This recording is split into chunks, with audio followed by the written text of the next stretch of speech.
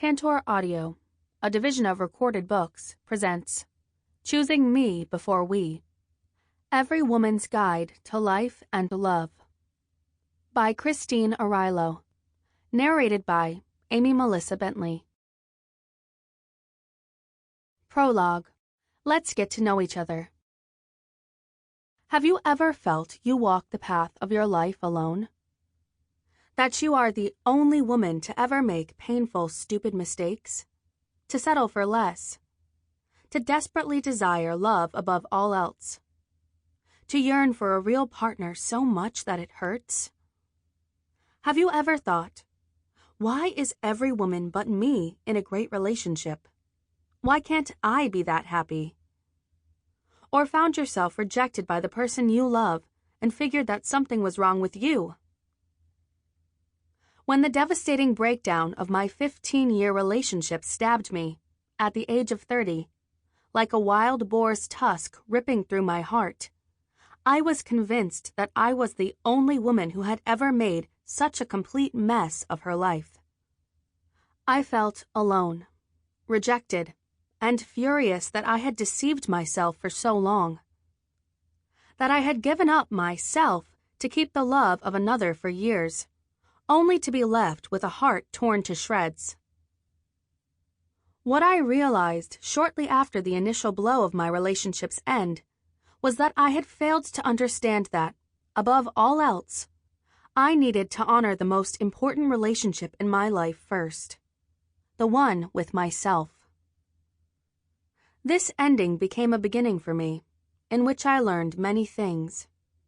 I finally got that I didn't need to feel so damn alone in my experiences. I had sisters on the crazy and confusing journey of being a woman. For better or for worse, as women we have many of the same stories, heartbreaks, obstacles, and expectations. I also learned that we don't have to remain captive to the limiting beliefs swirling in our psyches and in society, which keep us far from our dreams. We always have a choice. Along life's path, we all have the opportunity to gain wisdom from our mistakes, the self-awareness that comes from healing our wounds, and clarity by claiming our needs. If we are lucky enough to wake up to the immense power we have to create our lives, we have a responsibility to share our stories and insights with others. Otherwise, the true power of our realizations is lost. Sharing allows us to see ourselves in the words of others, gain witnesses to our personal journey, and broaden the possibilities that lie before us. Through sharing, we as women can provide the emotional inspiration that others can use to eliminate the shoulds, the musts, and the cannots that bar their way to creating the kinds of lives and relationships they truly desire. I, too, relied on the wisdom and support of many women, some of them total strangers, to progress through my own long, dark night of the soul. By watching others and listening, I learned that to fully and wholeheartedly love another, I first needed to fully and wholeheartedly embrace myself. This realization was a major source of inspiration in my decision to share my knowledge and experiences with other women through Choosing Me Before We. This book takes us on a journey together. In them, I share the wisdom I gained on my personal path as I went from being a person I thought I knew and loved to being one I actually do know and love. I share with you stories from my own adventure as well as those of my dearest friends, all women trying to find sources of love and happiness, but often looking in the wrong places. And I ask you to take a careful look at the life you have created and honestly answer the question, am I honoring the most important relationship in my life first, the one with myself? Before we go any further, since we are going to hang out for the next 8 chapters or so, I would like to give you the opportunity to get to know me better. While you may already know my name, Christine Arylo, What you don't know is that my name doesn't belong to anyone but me. Not to the family I was born to, not to my husband, just to me. When I was a teenager, I felt as if I were walking around the planet with somebody else's middle and last names. So, being the rebel that I fancied myself to be, at the age of 18, I boldly declared that I was renouncing my middle name and going on a search for a new one that fit me. I had the grand illusion that I would find this perfect name while on some special quest, maybe on a journey to Africa or in a magical passage in an ancient text. While it didn't happen like I thought it would, there was no excursion to a foreign continent. 15 years later, I did find the name. Or rather, the name found me. While running next door to borrow some sugar from my neighbor, I met a visiting 8-year-old boy who said to me, "Hi, my name is Arylo." The sound of his name rang through every part of my soul, and I knew I had found a part of me that I had been missing. It was as if my entire body just shook, and I had been given the key to a long-ago locked door. The irony of the experience was that all I wanted was a cup of sugar, and instead I got the name I had been searching for. I changed the spelling to Arylo, started using it as my writing name, and when I got married 2 years later, made it my legal last name. Finally, I had a name that fit. Of course, my relatives back in Chicago thought I had really gone California, but I can assure you I was both sane and grounded.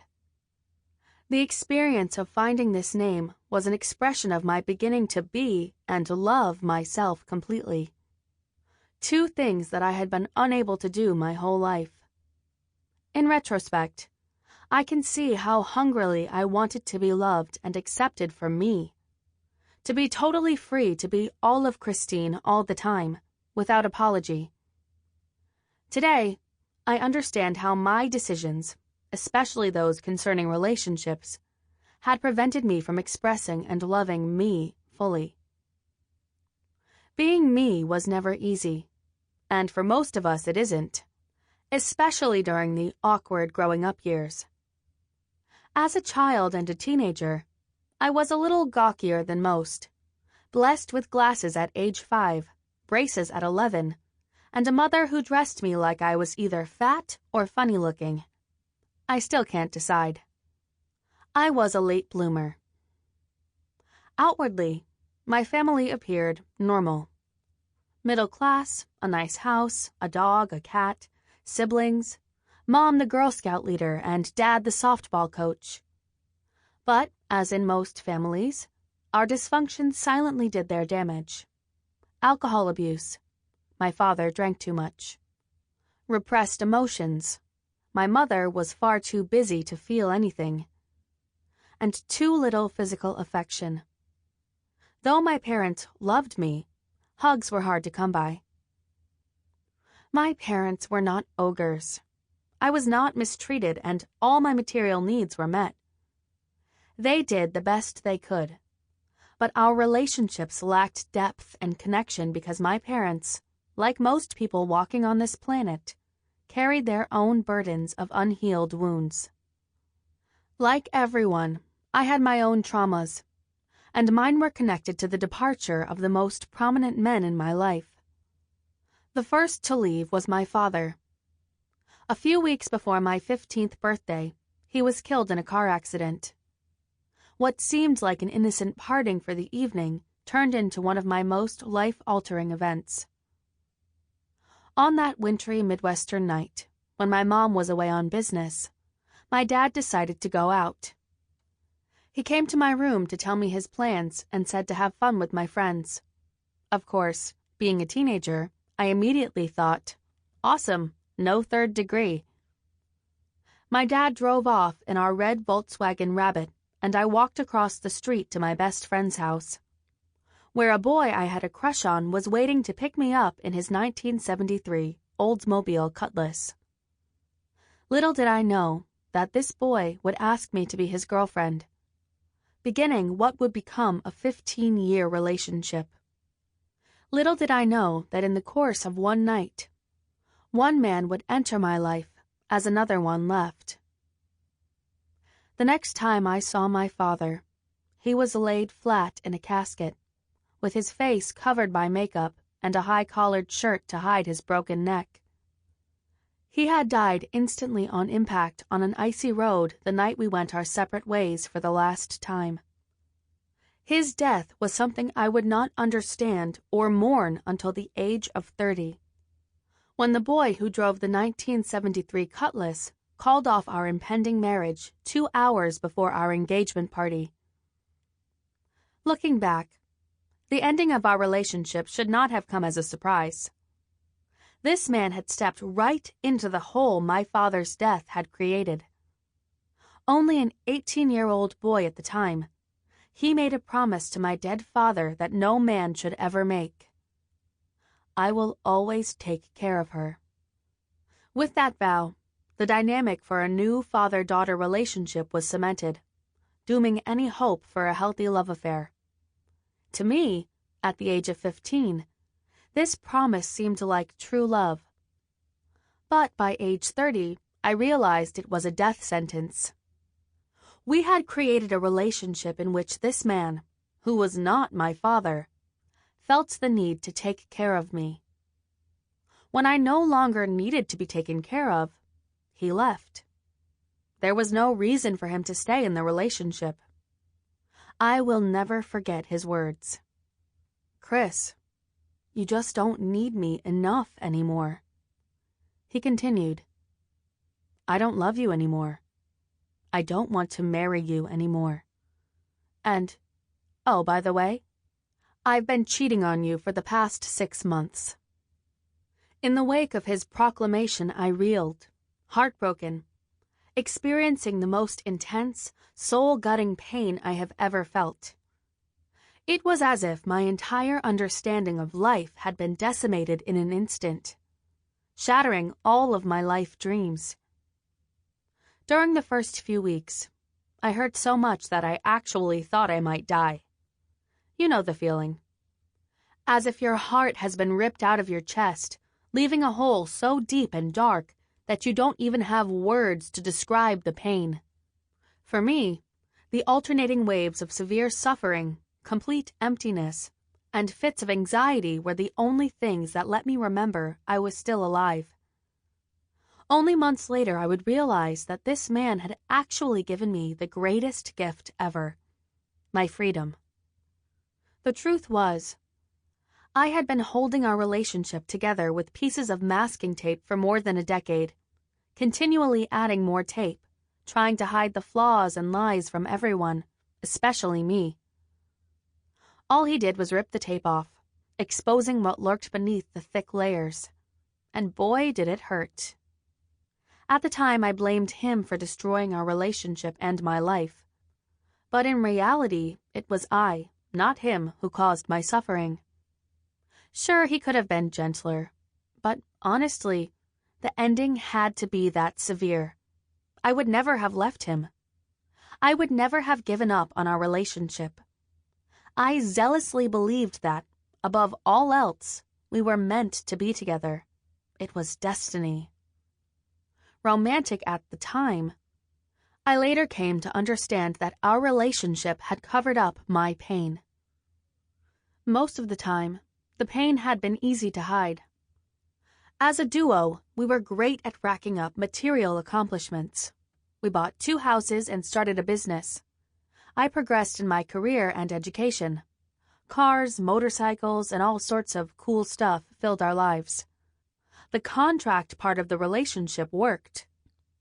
As so many other women do, I thought my guy and I could make the parts that were broken better. I believed that love was enough to overcome anything. However, the truth was that I had been settling for less than I wanted for a long time. And if I could have been honest with myself and acknowledged the warning signs, fights, breakups, cheating, I would have been the one to leave. Although it still would have hurt, I would have saved myself a lot of shock, blame, and suffering. Honestly telling our story now, I can say that, although we loved each other as best we could, our love was based on the holes we each had inside. Dysfunctional wounds developed long before we ever met. We fought too much. We were in constant battle for control, and I continually rebelled against the rules he created. He tried to impose curfews on me. He forbade me to sit on our kitchen countertops, the ones I helped pay for. I can laugh now at the absurdity of his demands, but back then they caused serious warfare. We were so different. I loved life and people. He liked complaining about both. I was outgoing, and he was depressed, a lot. We disagreed about everything from where to live to how to barbecue correctly. Our fights were rough. We knew each other's sore spots and wasted no opportunity to poke them deeply. In order to stay with this man, I had turned a deaf ear to my inner voice and bargained hard with myself. I gave up on my true desires, on what really mattered to me.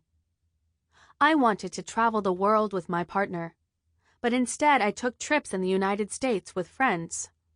I wanted to live in the city, but gave in to his desire for a big house in the suburbs. I yearned to live in California, and had wanted to attend college there and then get a job with a fashion design company. Instead, I convinced myself that something in Chicago would suffice.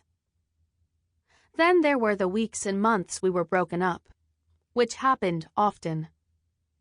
At those times, I was actually happy, which I conveniently forgot when we got back together. Being me was so much easier when I was apart from him, whether I was alone or dating during our breaks. When I was with him, I couldn't get what I needed in the relationship, so I looked for it in other places. Other guys, a village of friends, and lots of partying. In the end, this guy and I had created a relationship that wasn't good for either of us, and after it ended, I vowed to never again settle for less. So far, I haven't. Sometimes I think my story makes me sound like a lovesick puppy or some whacked-out girl with a bunch of problems who couldn't get her act together. But outside the relationship, my image was totally different. There was no trace of the insecure girl holding on to an inadequate relationship, too afraid to be alone and terrified to feel the secret pain she carried. My colleagues and schoolmates saw me as a confident, put-together woman who went after what she wanted and who could accomplish anything. I was a successful marketing executive moving quickly up the corporate ladder. A good student, I had graduated magna cum laude and had been accepted into one of the top graduate schools in the country. I had many friends. People liked being with me. That is who the world saw. And they were right. I was and still am that woman. But I had also been wounded as a young girl. Both my father and mother had been emotionally unavailable for most of my life. I had suffered silently because of losing my father, whose death was only the first of 3 I would experience by the age of 16. I lost an uncle and a best friend within a year of my dad. Only a sophomore in high school, I had no tools to process my emotions and no adults to help me. These events caused big wounds that never fully healed. They only scabbed over. Only when my 15-year relationship ended did they begin to heal. As my illusions and false beliefs about my relationship and life fell apart, I could no longer hide, although I tried. After the breakup, and after weeks of tirelessly trying to piece us back together, I surrendered. Worn out from crying, begging, and bargaining, I turned to an outside source for advice. A wise older woman. Within moments of sharing my story and listening to the insight she so bluntly and lovingly provided, something shifted. I realized that, although I had not been the one to end my engagement, I did have a choice. I could continue to wring my hands and heart over a man who clearly no longer wanted to be with me, or I could reclaim my life. I chose the latter. Now, I could tell you that, like Wonder Woman, I woke up the next morning and reclaimed my life. But then my story would be a fairy tale instead of the truth. The reality was, although I accepted the wake-up call, I was still a broken bird with twisted wings and a sad, sad heart. There were days when I didn't want to get out of bed, and didn't, and spent hours crying over old photos and memories. There were nights when I drank too much. I leaned on my friends, calling morning, noon, and night, often sobbing and always confused. This new path wasn't clear. I felt like I was fumbling in the dark, grabbing for something to hold on to. All I knew, based on nothing more than a feeling deep inside of me, was that I had to keep moving forward. I couldn't go back. During that time, I discovered within me the spirit of a survivor and a deep faith I had never known existed. I didn't have to run off to the mountains of Tibet to find it. I just had to keep taking the next step to heal and find me. There was no other course to take but the one that went straight into the gaping holes, the painful and scary places inside me that I had avoided for much too long. So, into myself I went, and I finally began to heal. I didn't know anything about healing when I first began my journey. My understanding of healing related purely to the physical plane, to watching, for example, a broken arm mend or a scab disappear. I had no idea that our spirits and hearts needed healing too. Lacking instructions on how to release my inner pain, I did something out of character for me. I asked for help. And one by one, people, therapists, healers, spiritual communities, friends, and mystics began to appear.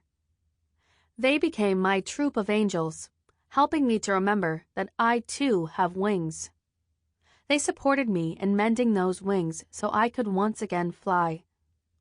This troop of angels guided me in seeing what could be instead of looking back.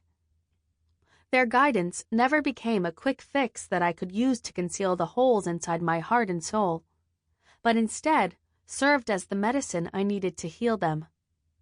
Step by step, I released the layers of repression and sorrow that had kept me from soaring. That's when life started to get interesting. 3 months after I set out on my path to healing, not only was I finally learning how to love me, but, by chance, I also met someone. The man who would become my most influential teacher, my best friend, and my husband. You can imagine that so soon after the most devastating event in my life, I was not looking for, or ready to be in, a new relationship. I had sworn off men for at least a year. But there he was. This 6'3", bald and beautiful man named Noah, who brought a smile to my face and warmth to my heart. I now know that our meeting was not a coincidence. He was what I had been asking for, begging for, in a partner years before my breakup. My mistake had been in trying to make my ex-person into something he was not. I use the term ex-person instead of ex-partner because my former fiancé and I were never true partners.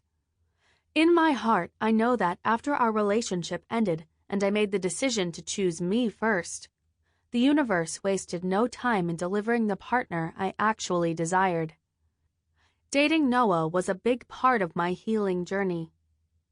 I learned what a healthy, loving relationship could be, as opposed to what I had been conditioned to believe from watching my friends, relatives, and the media. I experienced firsthand that a relationship could be fulfilling for each of us and still allow me to be all of me, all the time. For the first time in my life, I experienced unconditional love. I learned to let my heart open without the fear that it would be stomped on. It sounds blissful, doesn't it? I am happy to say that the reality is as good as the story. Today, I have a healthy, loving relationship with a man who is a partner in every sense of the word. Of course, it's not perfect, but perfection is never an attainable goal. Relationships take practice, commitment, and a willingness to go deeper together. Throughout our courtship, there were times when I thought our relationship wasn't going to work. There were times when I actually tried to make it not work because I couldn't accept all the love and happiness the partnership brought me. How screwed up is that? There were moments when I questioned Noah's commitment to continue growing and changing. Our relationship could have easily become a codependent mess in which I relied on him to heal the oozing wounds left by my breakup. Only with our mutual commitment to be aware of and to overcome our individual problems and shortcomings have we maintained a deep regard and respect for the other. In this relationship, I have never lost myself, only found more of what's already there. Because of the tremendous, freeing experiences of my own journey of healing and discovery, sharing my stories and the wisdom I found became a driving force in my decision to write Choosing Me Before We. I have seen too many of the women I love settle for less because they didn't believe the kind of partner they wanted actually existed, or sadly, they didn't learn to love themselves first. In reality, the possibility for true partnership and companionship exists only when we choose to believe that these things begin with our relationship to me. I learned from my own journey that, if we are honest with ourselves and approach life with courage and faith, we can have the relationships we desire. 7 years after I started down my road to healing, not only do I have the relationship to myself and my partner that I want, but I also stand in a life full of adventures and realities that I never even imagined before. I know what's possible, and it is my dream that every woman will imagine and find this same sense of limitless possibility for herself. We are the only ones who stand in our way. My hope is that, by sharing my stories and experiences, I can help you demolish the limitations standing on your path, so that you can claim the boundless possibilities waiting for you. Introduction. You're invited. I am so excited that you've landed here, at the start of our adventure together, one designed to take you on a journey into yourself. This book and the adventure you are about to take will help you create healthier, more fulfilling relationships. But make no mistake, this book is all about you, because that is where each of your relationships starts.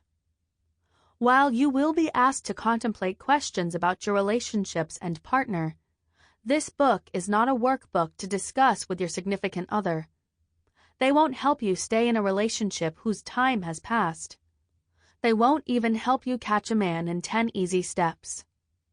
What this book can help you do is discover and embrace more of the true you, so that you can make choices about your relationships while keeping the most important partnership in your life at the top of your mind, the one with yourself. Although no other relationship should matter more, most of us women think and act otherwise. From birth, we are taught to look outside ourselves for answers, validation, and connection. We are conditioned to think of others first: husbands, boyfriends, children, parents, work, and friends. We subconsciously learn to believe in fairy tales and spend our lives trying to recreate them. Primed to build the American dream of college, good job, marriage, kids, and retirement, we attempt to adhere this formulaic linear path. If one piece doesn't happen when it's supposed to, if our biological clock is ticking and no man is by our side, or if we lose any one of the parts, we feel like failures. With the pressures of time and society on our Sample complete. Ready to continue?